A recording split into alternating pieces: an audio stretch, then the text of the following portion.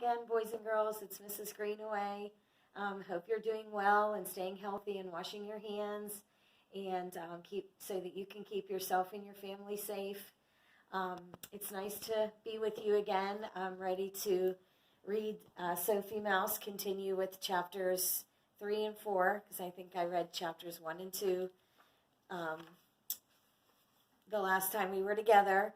Remember to keep reading every day. You should be reading 30 minutes uninterrupted every day, so you're keeping up with your reading. And you know that you can now take AR quizzes from home. I hope you know that. If not, you can visit my Google site, and it has all the instructions on how to do it. You can continue to get your points the way you used to at school. You just need to use your username and password. Remember, your username is your student number, and the password is ABC to get on to your AR. So keep up with your reading, take your AR quizzes, and I hope you like the Adventures of Sophie Mouse, A New Friend.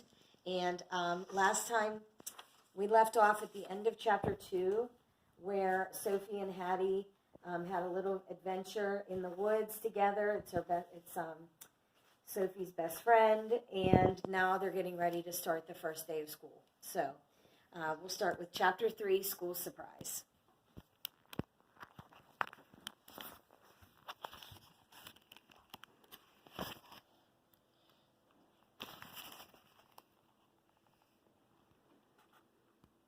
The next morning, dressed in her best jumper dress and leggings, Sophie hurried to get her backpack ready. She was eager to see her friends she hadn't seen all winter. Plus, she thought, you never know exactly what will happen on the first day of school. Sophie zipped up her backpack.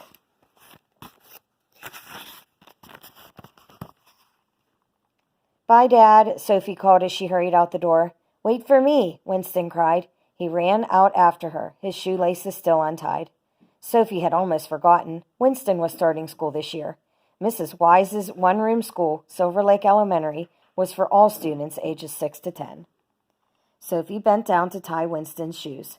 Mrs. Wise will want you to learn to tie these yourself, she said firmly. Then, in a gentler voice, she added, Come on, I'll show you the fun way to school. Instead of taking the path into Pine Needle Grove, past the bakery, the library, and the post office, Sophie led Winston to a little-known trail.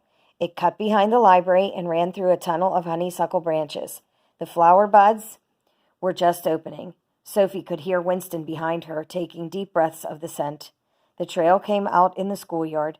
Sophie led Winston up to the front door and inside the Pine Bough Schoolhouse.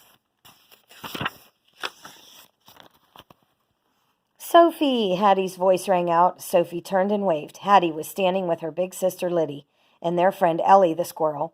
Just then Piper the hummingbird and Zoe the bluebird flew in through the windows. Willie the toad was already sitting at a desk next to Malcolm the mole.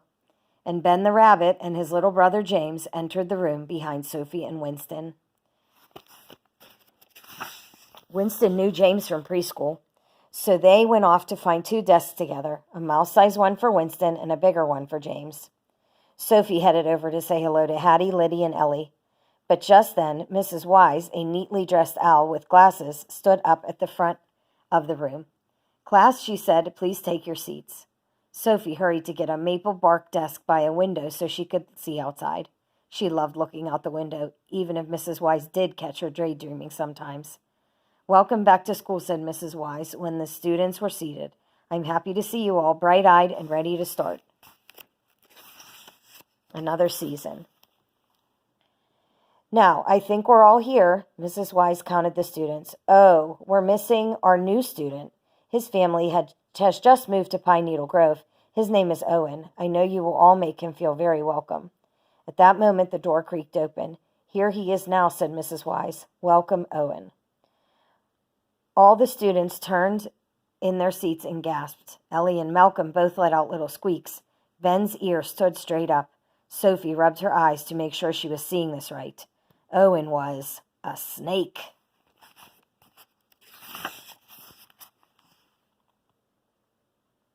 Chapter 4, First Day Jitters.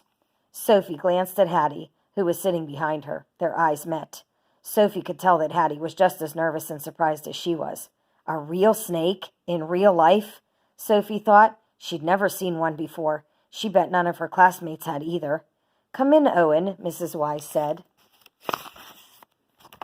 She said to him warmly, "Find a seat." Everyone watched as Owen respectfully took off his brimmed cap. Then he slithered up the center of the aisle. He passed up an empty desk next to Sophie's. She breathed a sigh of relief. She didn't want to be rude, but she didn't know if she wanted Owen to sit next to her either.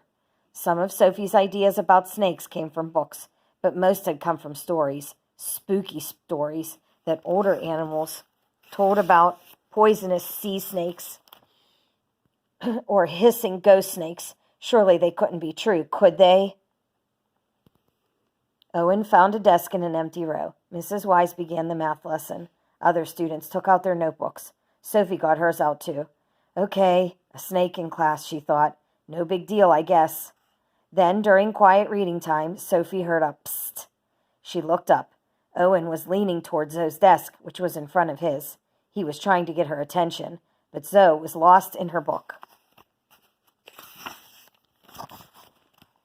Owen said, "Psst," a little louder. Zoe didn't hear. Owen tried one more time. "Psst," he said loudly. Startled, Zoe fluttered up and out of her seat, turning to glare at Owen. "Why are you hissing at me?" she demanded. Owen cleared his throat. "Your bookmark's on the floor," he said. His voice was a little raspy but gentle. Zoe picked up her bookmark and sat down. "Oh," she said quietly, "thanks." At recess, Owen passed by the swing set and accidentally swatted the swing James was on with the end of his tail. The swing went flying way too high.